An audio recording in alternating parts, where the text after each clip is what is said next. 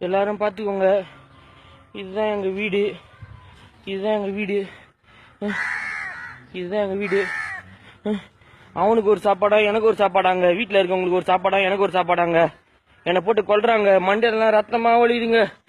இங்கேருந்து மண்டையிலேருந்து கண்ணாண்ட மேலே இருந்து உயிர் போயிடுச்சு. இந்த இடத்துல அடித்தா உயிர் போயிடுங்க. உயிர் போயிடுச்சுன்னா யாருங்க பொறுப்பு?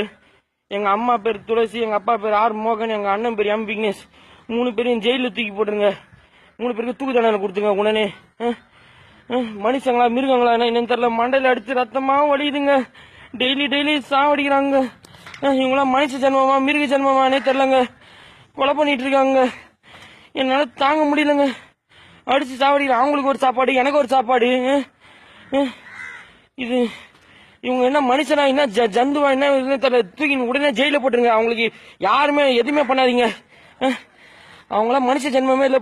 ரத்தமா வலிதுங்க. மண்டை வலி தாங்கலங்க. வலி தாங்கல. எல்லாரும் பார்த்துக்கோங்க. உடனே இந்த நியாயத்தை தட்டி கேளுங்க. இது யாராவது கண்டிப்பா கேட்டே தீர்றீங்க. எங்க அண்ணன் பேர் எம் விக்னேஷ், எங்க அப்பா பேர் ஆர் மோகன், எங்க அம்மா பேர் எம் துளசி, என் பேர் எம் சந்தோஷ்குமார். என்னை போட்டு கொல்றாங்க. மண்டையிலிருந்து ரத்தமா வலியுதுங்க. வலி தாங்க முடியலங்க. என் உயிரை போட்டு கொல்றாங்க. நானும் உயிர் தானே.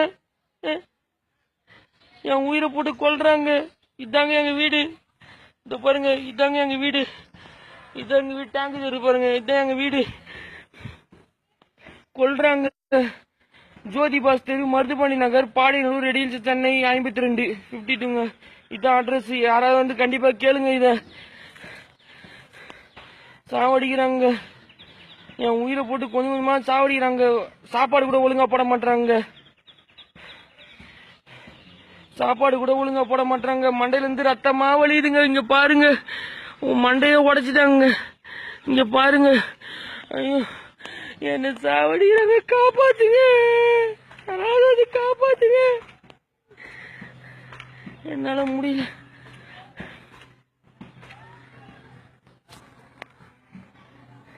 மூணு பேரையும் தூக்கு தண்டனை, மரண தண்டனை போட்டுருங்க.